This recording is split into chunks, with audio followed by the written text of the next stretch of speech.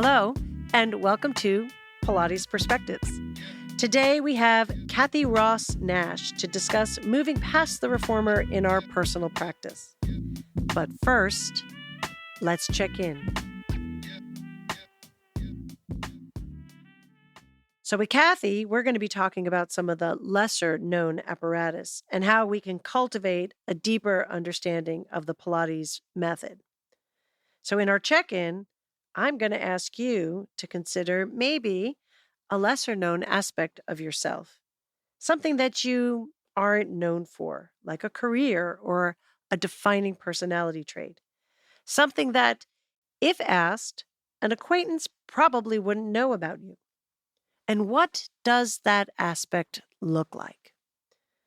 So take a second and let's just breathe together. So we'll inhale through the mouth, and you can do it for a count of 3 or 4. And then exhale again for a count of 3 or 4, or whatever is comfortable for you. Just take a few of those breaths. Now I want you to think on the time and energy you've dedicated to this part of yourself. Have you let this sit on the back burner for a while? Was that a conscious choice, or was it an unintentional one? How could you give this element of your personality, your passions, your interests, a little more time or care? Maybe that looks like some quiet self-reflection amongst your very full schedule. Maybe that looks like carving out a few moments to practice an instrument or draw a picture or whatever else strikes a chord or speaks to you. In our conversation today, we'll be spending time on Pilates apparatus that are often underlooked. My challenge for you today is to spend some time with that part of yourself that might also be underlooked, either by your own eye or by others. How can we cultivate a richer understanding of who we are by focusing on the underappreciated details? Okay. So today we have Kathi Ross Nash, creator of the Red Thread Method, Advanced Teacher Training Program. With a history of connecting lineage to mastery, Kathi has provided a wealth of resources to the Pilates community, including published works such as the Red Thread series and the Little White Book series, which include a focus on different apparatus. The second edition of the Red Thread Mat is coming soon. You can find her on her website at krn.squarespace.com or on Instagram as at redthreadranch_KRN. Let's welcome Kathi.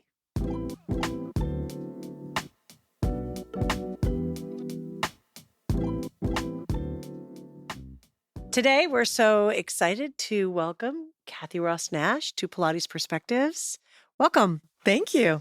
I'm just gonna say it. I woke up this morning and I'm a little jet lagged, and I opened my eyes and I thought, okay, I have a podcast today with Catherine Zeta-Jones. That's not the first time that has happened to me. But then my second thought is, well, yeah, Catherine Zeta-Jones of Pilates, of course. So I hope you take that in the spirit in which it was intended. Totally. So Kathi, my first question to you is: do you prefer Kathi Ross Nash, Catherine Ross Nash, KRN? Like, how do people when they Honestly, meet you? I like it all. I really don't care. To me, like Kathy's my casual Kathi, and Catherine is when I'm feeling adult. I love casual Kathi. Yeah. When I'm feeling adult and sophisticated. And KRN it's actually near and dear to me. I have a cousin that always called me KRN, and that kind of started the KRN genre. Well, it's now become a personality. It's all unto itself, hasn't it? Yes. So I love KRN. Okay, that's great. So for anybody out there, when you meet her in person, they can greet you in many different ways. You can let me know how you feel. Yes. If you're in a casual mood, you call me Kathi. There you go. If you're So today, some of our conversation, we're going to talk about some of the lesser known apparatus and moving beyond the reformer. Yes. But before we get there, you actually have stated in other interviews that the mat is the work. Yes. What does that mean? So that is where he began his work, right? It was the mat. And just for everybody listening, the he would be Joseph H. Joseph Pilates. Pilates, the guy, the man, the The myth, guy. Yeah. that guy. Yeah. Uncle Joe, Mr. Pilates, Yep. whatever. See, lots of names there. We never knew Lots of what to names. call him. I guess would depend on, his mood. His mood of the Yeah. day, Yep. exactly. Like we said, and then maybe he doesn't answer. So when you begin this work, and when Joseph Pilates began the work, it began with the mat. Mm. And someone couldn't do something, and he would create an apparatus to help them learn the skills of the exercise.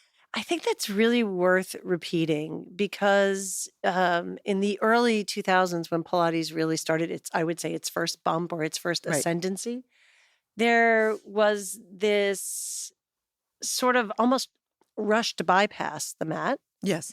or this rush to try to mass produce the mat without understanding that there were skills that needed to be developed. Yes. That in some ways it's the beginning, but it's also the end product. Correct. Would you agree with that? 100%. So we find ourselves now in this world where reformer is king. Yes. And do you think that by dumping into that sort of reformer world, we're not addressing mat, or mat is becoming a lost art? So the mat, in my world, the mat and the reformer are sisters. Hmm. Your reformer supports the development of your mat, but you have to remember that the mat is still an apparatus. Talk more about that. So the apparatus was created to facilitate the skills of the mat. It was made to help you learn how to move correctly. The bed of the reformer slides back as you push so that you learn that you're moving from your abdominals, that you're moving from your center, and the whole body is fully engaged on the mat. So you understand that there's full body engagement as you're working, that it's not just arbitrarily flicking a leg or moving an arm, that it is literally a symphony of the entire body doing every single exercise. And the reformer helps to teach that, which is, I also think, why it became such a focal point in the work. And it's sexy to sell. Yeah. It's reformer classes, people feel like they're getting more if they're on something. And it makes some things more accessible to some Absolutely. bodies. Or it could add some interesting body-specific challenges. Yes. Where on the mat, it might take a while for clients to find Well, this their brings me ability. into why I developed the red thread. Yes. Because when I trained Pilates, it was very different than the Pilates of today. Okay. I grew up in a studio where you would do what you could. And then when you couldn't do something or you went to go learn something, you were brought to the apparatus so that you learned the skills of that next exercise. And every exercise was systematically built off of the exercise before. And when there was the period where you couldn't get apparatus, Yep. for instance, when Lolita was in Puerto Rico, there was no apparatus. So she only had the mat, and she had to break down the mat in all these different ways to teach it. Therefore, that alters the method somewhat, because it's not really a method then with all the apparatus. So that methodology got lost. And then when they started making equipment, the reformer was so popular, and it is the symbiotic sister to the mat, that the connection between them is so palatable that it was understandable that became the apparatus that was next favored. Right. I think it's so important, this idea of it's a sister to the mat, because then you don't forget the mat inside of the reformer. Yes. And I hope that as generations of teachers continue to explore reformer, there is an embracing of the mat, either through the reformer or the reformer through the mat. Right. Because mat is not as sexy. No. And I will tell you, Joy, I do not put people on the reformer for a long time. Yeah. To me, they have to understand where their body is. They also have to have the alignment from their feet. if you don't have the alignment of your feet and you're pushing on the reformer, you are then honing alignment that you don't want to develop. So you spend a lot of time on the mat then? I spend a lot of time throughout my studio. Throughout my studio, I use all my equipment all the time. So the skill-based approach speaks to me. Pilates, would you say Pilates is a skill-building methodology? Oh, 100%. Part of what I think is the secret sauce is the building of the skills. Absolutely. And not necessarily the mastery of the end product. No. It's all, you change the body by building the skills, by building the skills of the exercises. If I build my 100 and I build it correctly, I can change a body by doing that, by using all the apparatus so that 1, they can lie flat.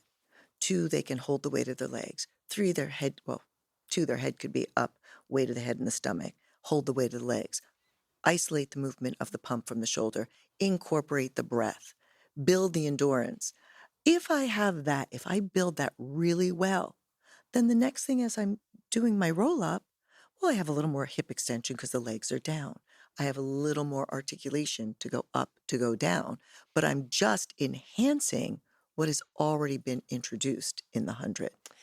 Now, that's an art. That's learning how to build those skills as Yes. a teacher is it like the art of teaching, I would say. Yes. But the skills in terms of the public seeking Pilates, and certainly today there's a wide variety of Pilates available. Yes.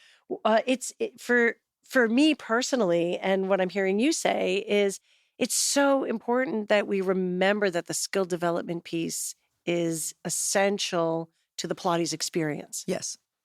Okay, because that's not something that I think, or let me say it this way: I think it's easy to just make the apparatus another piece of strength training equipment. Correct. And that's what it was used for a lot when Pilates started becoming certifications and trainings, the PTs were using it as exercise equipment for physical therapy. Therefore, it became a reductionistic approach as opposed to a systemic approach, which Pilates is. Right. Pilates truly does work from the inside out. If you follow it, drains the lymph system. It settles the nervous system.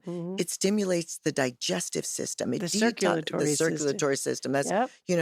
It cleans the internal wash. Right. It cleans the butt, but you have to systematically build the skills, because if you don't, then your spine is not open, then the body isn't where it has to be for the detoxification to occur. Fantastic. Okay, so all of you have the red thread. Yes. Okay, if we were at a dinner party Yes. and someone said, "Well, what's the red thread? What's your elevator pitch?" My elevator pitch. The red thread is a Pilates method that focuses on building one skill at a time. And when you build the skill, you change the body. And when you say build the skills, is that a holistic view at the entire Pilates, ecosystem? No, it's the mat. It's the mat. It's the mat. I utilize all the apparatus to build the mat. So, when you look at the reformer and the mat, in the beginning, the reformer supports the mat. And then they become equals around what I call, I don't have basic, intermediate, advanced. I have foundational, core, and advanced. Foundational because I take those primary positions of the body and I move it on your back, on your stomach, and on your side so that you understand that these are the exact same exercises, moving from flexion to extension and then balancing on side lying and integrating the flexion and the extension when you're side lying. So that's my foundational level. My core level focuses on the two-way stretch and rotational.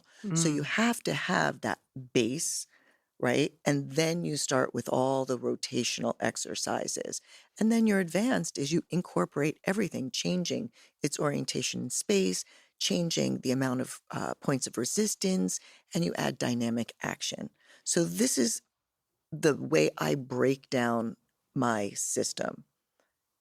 And with the mat, You really need to build everything one step at a time. You have to be able to build that 100 into the roll up, and then from the roll up, be able to stabilize for your one leg circle.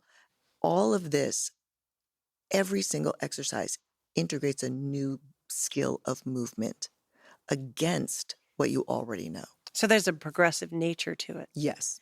And that progressive nature actually is, I would imagine this is the thread, is threaded through the entire Correct. system. Correct. Right. And that's how I teach somebody. I teach one skill at a time. You can't learn. I get crazy when I see people and they're like, pull your hip, do this, do this, do that. No, you can't Do it one at a do time. it one at a Yeah. time. Yeah. You know, I mean, I always think about when I ask my husband to do something. And if I say to him, honey, can you take out the trash? Can you walk the dog? Can you go to the grocery store? He hears wah, wah, wah, wah, wah, wah. He doesn't hear me because everything is coming at him, right? One at a time. One at a time. Take out the trash. Exactly. Done. Walk the Walk the dog. dog. Done. Right? So your students are the same way. Yeah. And we're movement based. And if you keep stopping someone from moving because you are focusing on everything that they're doing wrong and you're correcting them, you're wrong. Because we should not correct, we should teach. So I teach my students every skill they need before I ask them to execute the exercise. I love that. We should not correct, we should teach. That's lovely. That's lovely. So I take it a lot of this foundational information has come to you through the many teachers that you've had.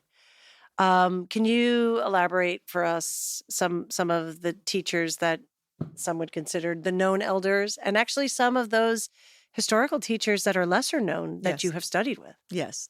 So I was blessed enough to be with Ramana from when I was very, very young, 18, 19. I really don't remember. Wow, what a great experience. Oh, it was. I really don't remember because Pilates wasn't, now it's like Pilates and the heavens open up and the angels sing. Yeah. For me, it was, I had to go because I was a dancer and I was hypermobile and my artistic director did not want me to get injured. I also always struggled with my weight, and it was something to, keep me toned and fit and help with balancing my body. I don't have a naturally lean body. I come from a stocky Italian family. So, You're sitting next to a stocky Italian. So, Pilates really helped me lengthen my muscles while maintaining the strength. So that was really the main reason why I went to Ramana. And then when Ramana's studio closed, for that brief period, my director took me to Kathi Grant, who was a whole different experience, a whole different way to look at the work. She was so methodical and so much about perfection and balance. And I learned from her how to move the springs around so that when somebody's on the reformer or somebody's on the chair, I use the settings of the springs to help elicit what response in the body that I want. Really fabulous for people with scoliosis. One little spring change can totally change the exercise for them. So I learned that from her. My first lesson with her, I laid down on the mat for probably 45 minutes with a rope on my foot attached to my stomach and bringing my leg up and down until she felt that I was moving from my stomach. Oh, wow. Interesting. And this is after you've already worked with Ramana for all these years. Yes. Oh, no, it was a whole, but it was so fascinating that this was her approach, and her lessons would be long. They weren't short. Ramana's, they were 50 minutes with 5 minutes of chat, and then so really 45 minutes of work and strong and moving and going from one thing to the next. With Kathi, it was much more methodical, very introspective. Then when I was at Ramana's, she also, during the certification time, Edwina was there. And Edwina was this gorgeous dancer. A matter of fact, it turned out that when I was a young girl, I'd gotten her autograph. And I didn't realize that it was her. Oh, what a lovely full circle story. And she was so sweet and so kind and so introverted, but such a gifted teacher.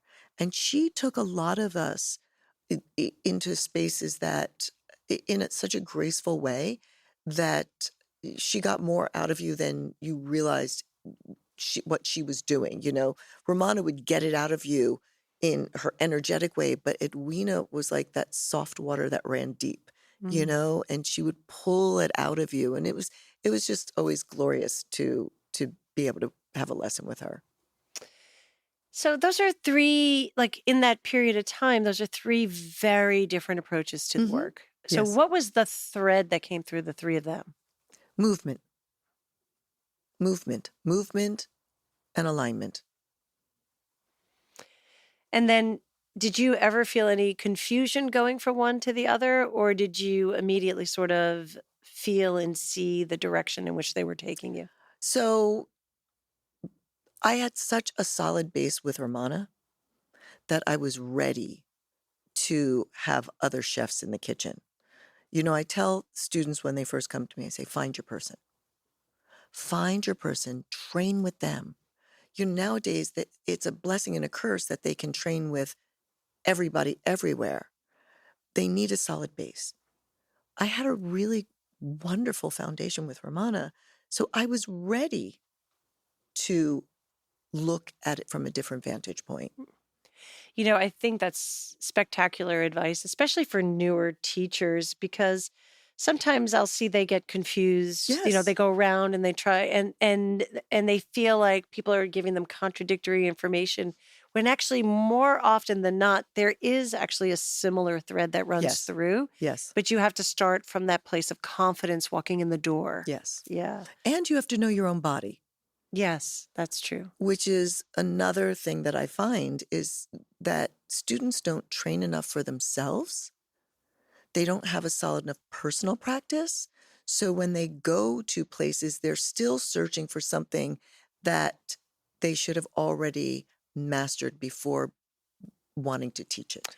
Now, I think that's worth taking a second to look at, which what you're speaking to is practice. That Pilates is a practice, Yes. right? It's not just an exercise No, thing you do once or twice a week. no. There's a practice component to it. What would you say to a new instructor on how to incorporate this practice into everything that they do? Well, you have to remember that Pilates is not what happens in the studio, it's what happens outside the studio. Mm. The beautiful thing about Pilates is, and this is why in the studio, how you mount the apparatus matters, how you stand in the studio matters. The second you walk in the studio, you are aware of yourself. And that is the awareness that they need to take into their life. Every day, every movement is their Pilates practice. So whatever they worked on that day in the studio, whatever skill they work on in that day, you know, they're focused on, that is the skill that they're going to incorporate. For instance, I have flat feet. My feet are totally flat. You would never know. I would never know, especially given, I don't know if you guys know this, she's got beautiful red shoes on and they're high heels. So, no, you would not know No, that. but because I worked on my feet so much, I am aware of it till it Uh, became unconscious that I was doing this. You know, Romana used to give me my lesson and she would talk to me through the whole thing. And she told me that I need to be able to move correctly without thought. She said she used to have a ballet music teacher that would, piano teacher that would tap her on the head when she was playing so that she would be playing the music and it would just be in that the tapping would not bother her. yeah, yeah, that the movement would be automated in the body and the body Correct. would respond and adapt and be able to be resilient in that way without this being so overly conscious of every single Yes. thing. Yes. Sort of like a new driver, right? Yes. When you're a new driver, you're looking at every tree and person down the road, but then over time, as you're driving, you can see the distance, right? Correct. Correct. Well, I think that's really like it's great advice for everyone, but it's particularly good advice for newer instructors because it's easy again in sort of that initial space to overly correct clients Yes. instead of sitting back and taking a long view teaching approach. Yes. Um, so I've heard it say that about twice a year you reread Return to I do. Life. Yeah. Um, why? To keep me grounded. This is the man's work that I teach. And if I'm teaching something that has his name on it, I have to honor it. What are some of the, I would imagine every time you read it, you have a new take-home message or something new that you see. I pick a skill. So recently, my latest skill is heel to the seat, which is something that has been lost. That when you do your single leg, that first movement is actually the heel to the seat, Hmm. and then you keep the heel to the seat, the knee to the chest, because that's going to build your rolling back with the heel to the seat and the knee to the chest.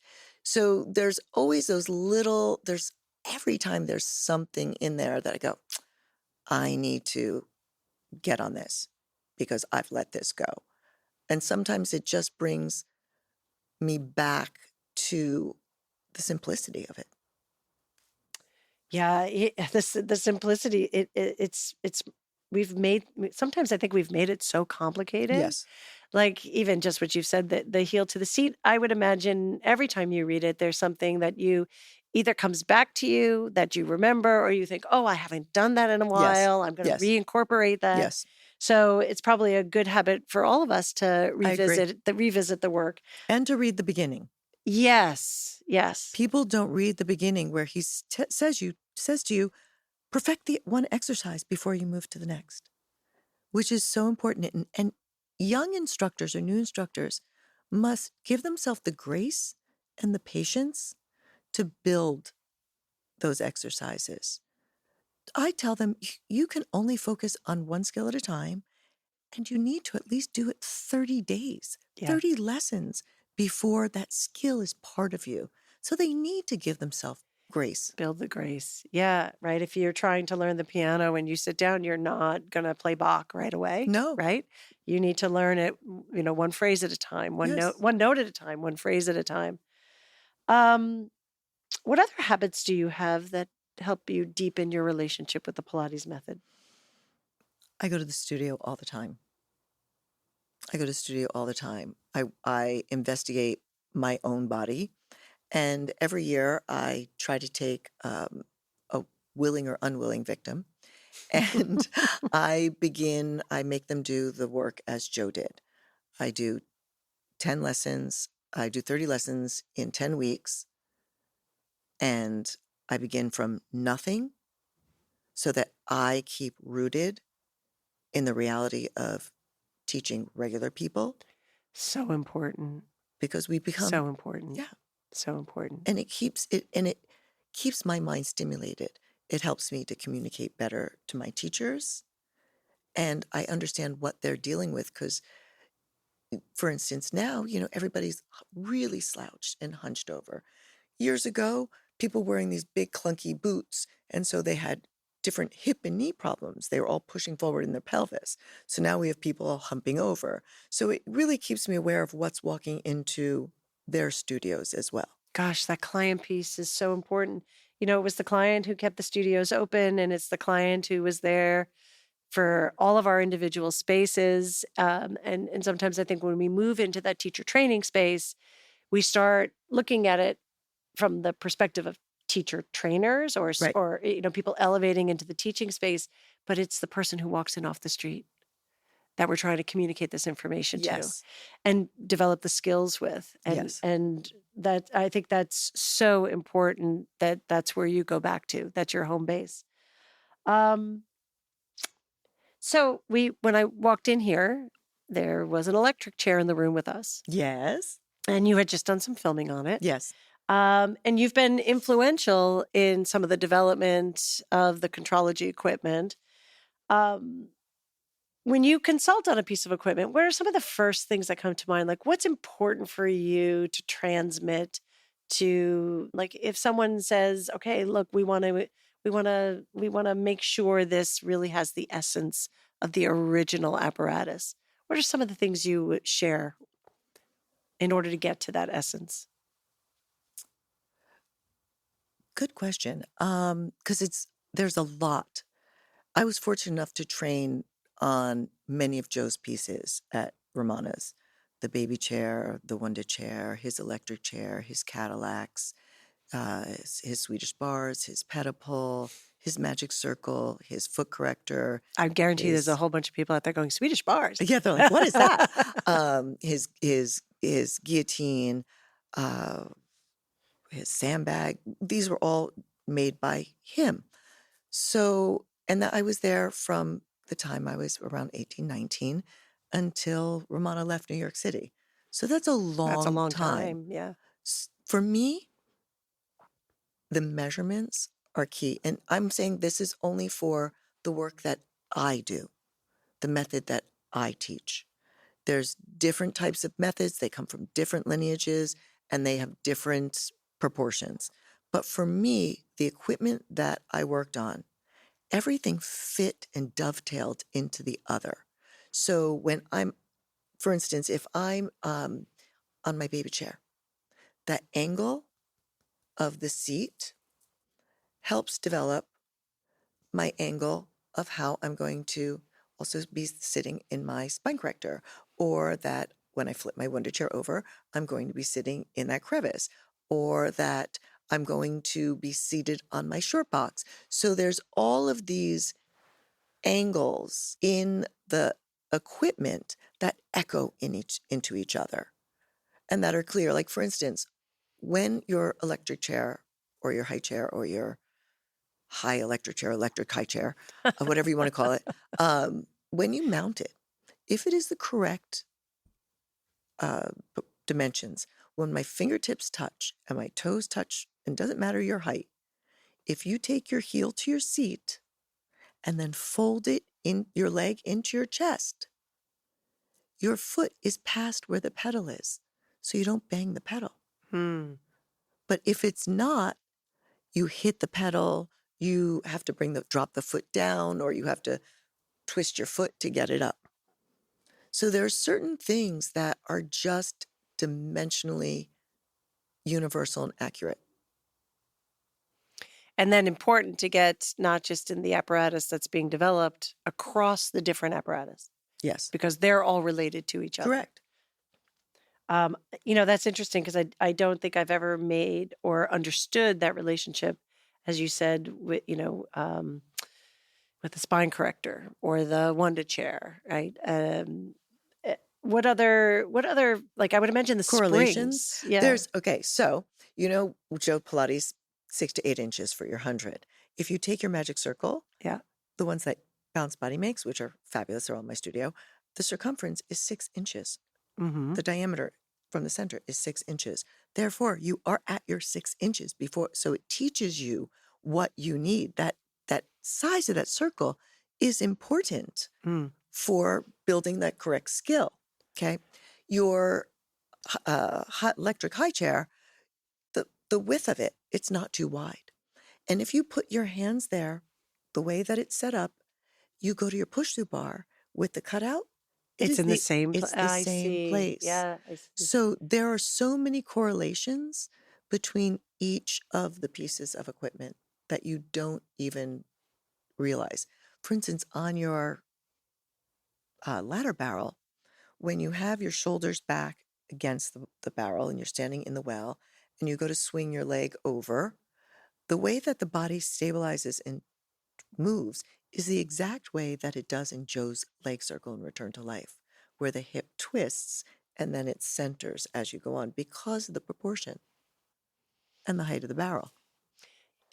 Is that part of how you teach the apparatus when you teach the Yes. exercises on the apparatus? absolutely. Do you thread through these commonalities? Well, I thread through as the person needs the skill. Ah, So not everybody needs every skill or every exercise because some people have that skill. They're born with that skill. I'm not going to teach them what they already know. I'm going to work on what they need to learn. what would you say if there was one like lesser known apparatus that you would recommend to instructors, like to explore? They need to get a baby chair. A baby chair. Yeah, They why? need to get a baby chair. So in 96, I had Grotz copy Joe's baby chair for me. And that's the one that Ken also came to play with and copied. It teaches the lift of the spine. from a rooted seated position. It teaches you how to sit upright. Hmm. And that to me was so lost in the work. People were sinking back and they're like, oh, C curve, and they were down.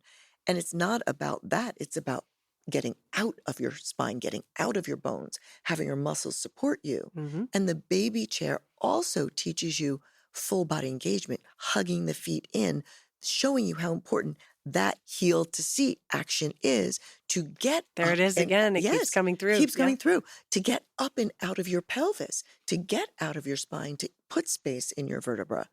So to me, that if you don't have one, you need to put one in your studio. Okay, baby chair. Any of the smaller apparatus. You mentioned the ring, but anything else that is not commonly used I in a live with the studio? toe corrector. Yeah. I take one where I go. My husband takes one where he Oh, goes. fantastic. Yeah. So the toe gizmo, toe corrector is very important. That's great. I actually agree with you. I think it should be in everybody's suitcase. Like, don't Yes. even take it out. Just No, leave it in there just so keep you it know there. it's there. Keep one there. Yeah, yeah. Absolutely. What do you think are the pros and cons of the reformer's popularity today? Honestly, I don't think there's a con. And here's my philosophy. They're weeding the garden. People will go and they'll do it. And the ones that are the people that really are meant to do Pilates as a method Mm-hmm. will go, this is great, but there's something more. And the people that don't, as long as it's a safe studio and they're teaching safely, they're going to get a nice workout. Right. And it's better than them going and, sitting at the gym and doing leg presses with overloaded weights. They're getting a full body workout. So to me, I'm very open about those things. Anything that brings people to the method, anything that brings people to Pilates, I'm happy. I mean, I think I agree with you, and I think that's a very generous perspective. Anything, because you're building, you're helping people at any level. You're helping people, Yes. and again, as long as they're safe, but you're also making people curious Yes. about what's next. Yes. Back when you started, you had to find Pilates. You had to be Yes. recommended to Pilates. So you already started from a deep place of curiosity. Yes. And of course, as a dancer, being recommended, it was also essential for who you were. Yes. Right. But today, this idea of opening the door through the reformer is a really lovely way to look at it, I think. But if you were to say to somebody who's reformers, their primary thing, and they wanted to take the next step, what should that next step be? They should go to a fully equipped studio. They should experience Pilates as a method Mm-hmm. and the depth of it. I mean, having the reformer is like only eating a steak. Well, I mean, that's not a bad thing. No, but there's no potato, there's no salad, there's no sour cream. Right. And a few vegetables on the side would be helpful. Would be helpful. Especially for the digestion. You know what I'm saying? Yeah. It's just, I'm eating one thing. No, you want a full meal. Pilates Perspectives is brought to you by Balanced Body. You may not have room for a full studio in your home, but that doesn't mean your Pilates practice has to feel limited. Balanced Body offers space-conscious reformers, like our Metro IQ, along with smart, portable props designed for real life. Whether you're in an apartment, a shared space, or a busy household, create a home practice that fits your lifestyle and supports the way you move. Explore what's possible at Pilates.com.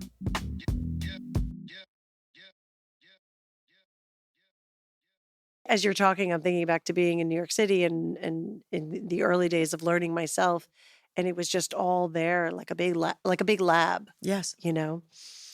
What piece of equipment drew you the most when you first came to Pilates? Is there an individual piece?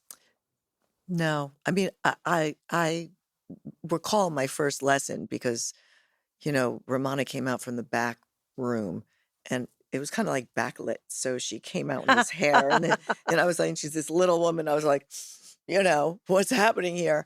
I actually worked on the mat with her that day. I did the high chair that day. I did the Cadillac that day. I ended up on the reformer. I was on so much equipment, my first lesson, that I don't think that, I don't know, I always saw Pilates as a whole, not as individual pieces of equipment. Romana is known for her very fluid workouts, right? And like you Mhm. said, you started and you just moved, Yeah. right, the entire time. Yes.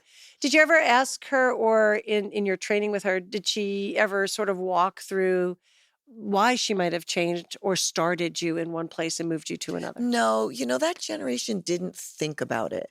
And that was one thing that made me change the way I taught. If you had asked Jay, he'd say, well, because this is where they needed to go, or Ramana, this is what they needed. I took the lady with leopard pants to the Cadillac for all of her lessons because that's where she needs to work. They didn't articulate why. Mm. So in my studio, when I started training teachers for her, I said to them, you ask me why I go to every piece of equipment, and I have to be able to verbalize to you why I chose it. Because I knew that this method would die if we were not able To say why. to say why. This to me was the only way, was if I could quantify and qualify my decisions, I could then pass it on quicker. And how do you discern, though, or how do you take that why? I want to teach to lift their head in the 100, and to that first decision you make on where to go next. I look at the body tells me. Fantastic. So that's fantastic. So the body's giving you're creating the experience around the client. Correct. It's not a pre-prescribed. No. There are ways that, are pretty general that, okay, if I'm going to build them to be able to lift their head, I'm going to go maybe to the baby chair and do the roll down. Correct. I'm going to go the push through bar and have them do the push through. So that skill is seen in different ways, Correct. right? Correct. Through different resistances, Correct. different Depending on their orientations to needs. gravity. Now, let's say Yeah. they are a little rounded in the upper back. Well, then I have to choose to take them to a barrel so that the pressure of the barrel at the back opens up the back, which then allows for the articulation of the rib. So the skill has to be, to build that skill, you have to choose where the individual needs to go to learn that skill. Yeah. What I love about the way you're phrasing that is you're not encouraging a diagnosis, No. right? But you are encouraging observation Yes. and using exercise as a pathway for that body to learn. Correct. Yeah. I also don't look at what they can't do. Yeah. What can they do? Yes. I go, what can they do? You have to find the open door. What can you do? Oh, you can do this. Well, when you're doing this, that what you can do, what you're able to do, oh, you just opened another door because something changes. That is really so lovely because we are much more able than not able. Yes. But often clients will come in and the first thing they'll talk about is what they can't do. Mm-hmm.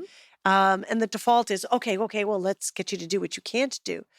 But there's these little nuggets or these, that breadcrumbs that Right. you can lay for them and they could follow. I just think that that's so worth understanding and hearing over and over and over, both the confidence of the teacher and the confidence of the instructor. If you were stranded on a desert island Lolita asked me this. and you had one, it could be a prop, it could be a piece of equipment, one thing to bring. Cadillac. Because I have so many pieces of equipment on that one piece of equipment. Well, that would be tough to right? be stranded with a Cadillac. But you said my one piece of equipment, it would be the Cadillac. Why? Yeah, tell me. Well, it's my bednasium, right? I can challenge, I can build. I mean, it's so diverse. I'm in total agreement with you. And you can actually sleep on it. And I could sleep on it. Exactly. I could put my feet up, Yes. Absolutely. There's room for guests. Yeah, there's room for guests. Yeah, well, because with the trap table, you actually can work on a lot of these skills and find your Yes. ways around. Yeah. Yes, absolutely. You can do I do a mat on my Cadillac. I do a reformer on my Cadillac. Mm-hmm. Mm-hmm. So, Mm-hmm. yes. I'm with you on that. I always think that like when people say, "Well, I reformer," I'm like, "Well, get a trap table. Exactly. Get a Cadillac. Exactly. Get the and well, I have towers. No, No, get no, no, the you want the yes. whole You thing. want the whole Gotta thing. be able to hang upside down. And you know what? Especially if you're stranded on a desert island, Exactly. that could come in handy. You have a new client. They come in the door and they're like, I hear about this reformer stuff. I hear about this Pilates stuff. How do you educate them on the whole system? Okay, so it's my studio, so we're gonna play by my rules. I don't There we say go. this to There them, we go. but this is what I think. I'm like, "Great. That's fantastic. Come over here, let's start your work." And what I always say is, "I'm going to deepen the level that you've been working." Mm. I never say I'm going backward because I am. I'm never saying to them, well, you need to start over and do it. No, nobody wants to start over and they shouldn't start over. They have some experience. No, I'm going to deepen your experience in this work. Let's go here. Great. So here's a story. First time I met you, I was working with Balanced Body at the time, and it was the PMA that they unveiled, Yes. Jay's Reformer. Yes. Literally, talk about your memory of Romana with the backlit and the hair. And I have this visual of the doors opening at the PMA and you coming in with your red pants, your red lycra pants, and you walked right up to that reformer. And without, it wasn't pre-choreographed, it wasn't predestined. You walked up to the reformer and you started to move. And literally everyone just started to circle around you and, jaws just felt like everybody's jaw was dropped. And it was it was just such a beautiful moment. And you got off the reformer and I just said, thank you. And I don't know if you recall what you said to me. You said, I did it for him. That man deserves it. You're And going to make me cry. the whole thing was just truly beautiful. And it was a magical moment. Would you just share what you were thinking at that time? I was thinking about how much I love Jay Mm. and how much he had given me, and that, I was part of him being able to leave this part of his legacy for him and, to execute the work on the apparatus that he had developed with Ken. It was just the best way I could honor him. And that's what it felt like. It didn't feel like a show. It didn't feel over the top. It felt so like you were authentically there in that moment. And so I just again want to say thank you because it was really just wonderful and beautiful to behold. Yeah. Um, and then the second time we spent a little time together was at a Pilates on tour in Chicago. And this is something else I don't know if you remember. You actually, we do a presenter's dinner and you Right. had gone off to the restroom. I happened to follow you. You were now coming out of the restroom and these two women stopped you and they loved your outfit. I don't know if you remember this and they were just so happy to talk to you and I just adored how you just literally you sat at their table and it was just this moment of generosity. You didn't just say thank you and walk off, but you totally let them into your space, into your world, and you chatted with them. And it just sort of made me chuckle and warm my heart in a different way.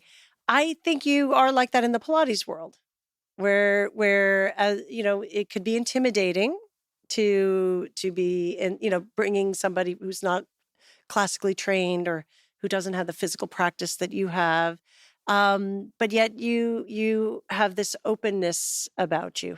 How I don't and I think it's authentic, but how important do you think that is today in helping people find the most in their own practice? I love this work. I love this work in the depth of my soul. And anyone that wants to share that love, I have to. I You have have to. to. I Yeah. have to. They deserve as much as I can possibly give them because I want them to love it like I love it, and I want them to understand how incredible and life-changing this work is. It is so life-changing. I can't even, you know, Pilates saved my life. It saved your life. How? Like what is that? I think because we hear this a lot, don't Yeah, we? yes. Yeah. So I was a dancer, I had eating disorders. And when I really got into Pilates, it brought me back to my body. It balanced me. It it was the one thing that reconnected me with me. Hmm. And I feel that this is another gift that this work can do because most fitness separates you from your body. And that's why for me, the systemic aspect of it is so important because it reconnects you with you. You have to feel your body. You can't do Pilates without really being present. And that presence is what is grounding. That presence is what brings you back. That presence is what connects your mind back to a healthy state to you. And that's what this work does. And how important today, as Pilates continues its rise, to come back to that. It's like its unique value that it Yes. brings to the table. Yes. And understanding that becomes so essential to it continuing. Yes. Yeah. Um, what do you say to someone who says, Kathy, they're feeling very casual with you, Kathy, I'm never going to look like you in the red lycra pants. Why should I do this? Because you will be the best of you, and that's beautiful. To me, just like looking at what opens the body, right? What lets me in. I think Pilates helps us see beauty within ourselves.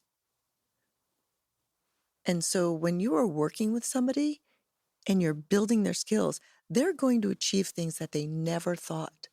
They're going to stand taller. They're going to stand prouder. They're going to be the most beautiful version of themselves when they return to life. I always thought my favorite stories from clients would be I went on vacation and I was able to get in and out of the bus without an issue, right? Like it's actually those small victories Yes. that you know, it may not be center stage, but for them, it's so meaningful. So the best version of themselves. Um, that's beautiful. Um, let's go back to the red thread. Absolutely. So if we take all of that Mm-hmm. and we talk about, you know, the red thread as as a training, what was the original, like your original desire to put all of this together with all the information that you have been given out in the world and taught and experienced? What was that like initial, or oh, let me say it this way.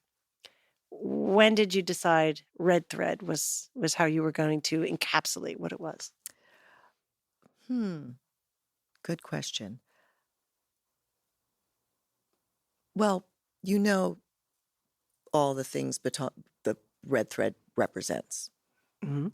And to me, one of the most important things is there's a proverb that states that the red thread stands for when you meet somebody, it is your job to elevate them in life. And that was so poignant for what we do. It has the life force connection, it has the connection to the blood, circulation, everything. But to me, what we do differently is we elevate someone's life when we do this work. So for me, that was the concept that I wanted to embrace in my work. to teach it as a methodology, I saw the way certifications were, and we need certifications. Nowadays, you need them. I grew up with a true apprenticeship, which is what I prefer. But reality is, that's not happening. So now we have these teachers that have all the vocabulary, but they don't know how to write a song with it. So this was what was missing in the work. This was the missing piece. So I wanted to share it. The idea of writing a song with it is actually really interesting to me as someone who's always interested in learning other languages or learning music. You can have all the parts, but then how do you put them together to Yes. create the magic? Yes. And in terms of elevating, that speaks to what you said in the very beginning, which is teaching. Will you talk a little bit about, because I think the teacher is also a part of the apparatus. It's another Oh, part of the absolutely. studio. Absolutely. Yeah. Will you talk about raising up the teacher? You have to raise up your teachers like you do your clients. One skill at a time. One skill at a time. And with a positive hand. We have to, for instance, in my program, they all work together. So let's say you signed up for the Red Thread program. You start doing it, the PPATT. We begin breaking down the mat and the skills, and they all work together. They all work hands-on, supporting each other, creating a family. And within that family, that dynamic elevates them. They can get feedback from another teacher that they can't get ever from a student. You teach a student, they think, oh my God, this is amazing. But another teacher will tell you a little more pressure on this hand.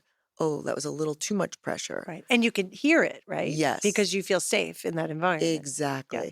So that's a key point you said is safe.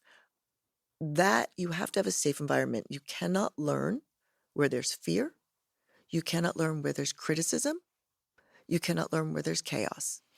Now, with all due respect, and I don't want to make any sort of assumptions, but in those early days coming out of the dance world, you had competition. Oh, yes. You had fear of being hurt. Mhm. So and there's a lot of chaos in there. Correct. So how did you navigate that to come to where you are today? I taught clients for years. I didn't come from a training program and become a master teacher, or I taught clients for decades. For decades, real people, real bodies, real problems, real people. For decades. I would teach from early to late. That's how I came to, this is, when you want to teach a human, you have to have humanity. And this is how the work works. That's great. Okay, you ready for a few rapid fire questions? Go. I don't know. What is your definition of Pilates? Kinetically correct exercise method that rebalances the body. Now, you've kind of already answered this, but favorite piece of Pilates equipment, big or small, and why? Baby chair, because it teaches the missing piece of the work. I really agree with that, by the way. Yeah. And actually, I got that from you, just so you know. Thanks. What's one misunderstanding about either Pilates or the larger profession that you wish more people understood? That it's stretching, that it is for women, that you cannot build muscle with it. It is for men. It was by a man, for men, and it's great for men. Yes. Yes. Yes. What's one habit that you do for yourself that complements your Pilates practice that you hope others would do? Take their toe corrector with them. Oh I'm telling you, I know. everyone buy multiples, put them in your suitcases. Like your put reading them glasses. in Wherever your you have your reading car, glasses. wherever you have put reading your glasses. toe corrector. Yes. Okay. So any books or podcasts you would recommend? This one. Oh, I thank you for that. You're welcome. That's great. Oh, there's so many good there's a lot of good books out there. Um, What would you recommend new students? Return to Life. There we go. I mean, simple, For Your Health and Return to Life. Mhm. If you haven't read them, Please do so right please read now. them right now. Mhm.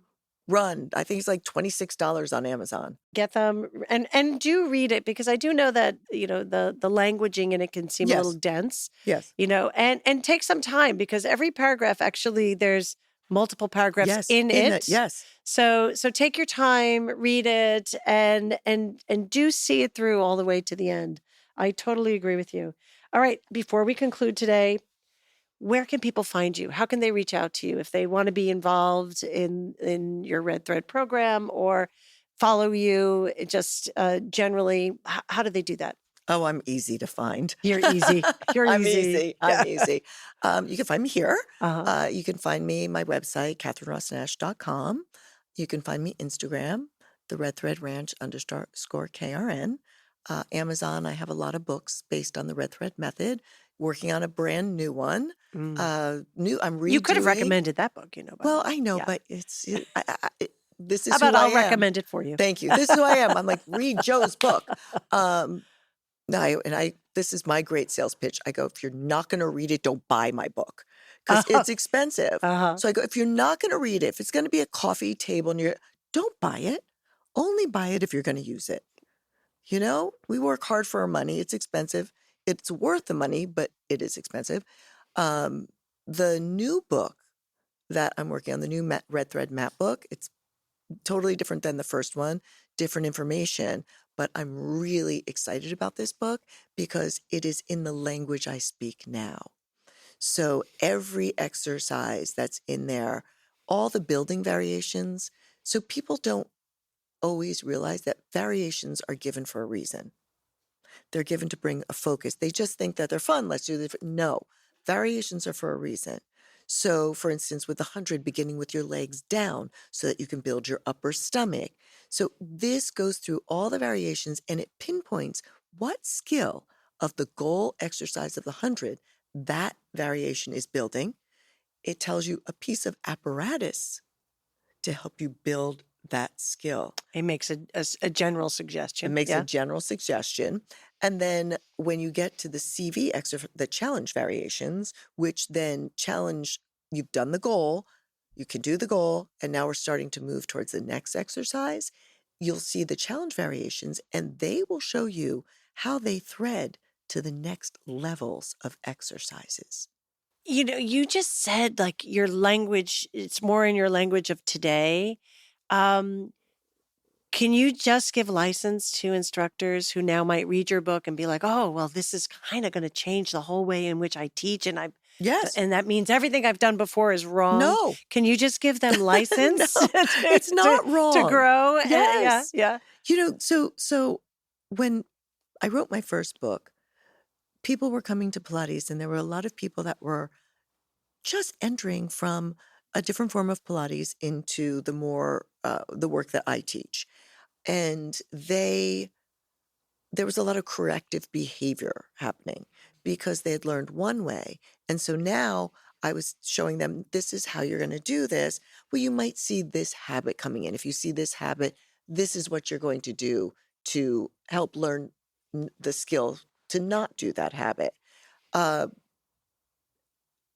Listen, I teach different than I taught 10 years ago. Amen. I better teach differently. So what? It doesn't matter what your path was. Your path brought you here today. And that's the most important thing. My path brought me here. Your path brought me here. That's what all they have to worry about. Right. You're here. You're on another step. And you know what? 10 years from now, you're going to look back at how you teach today and you're going to go, oh my God, I can't believe I taught that way. And hopefully 10 years after that, the same thing. That's right. You keep evolving. And it doesn't mean you lose what was before. It just becomes part of your teaching story. Yes. Right. Okay, before we leave, do you want to share? You didn't mention the app. You have an app, I do. and it's the red thread. It's the red thread. Yeah. So they could also find an app that could sort of help. Is that app for all instructors? Is All it instructors. all All instructors? instructors.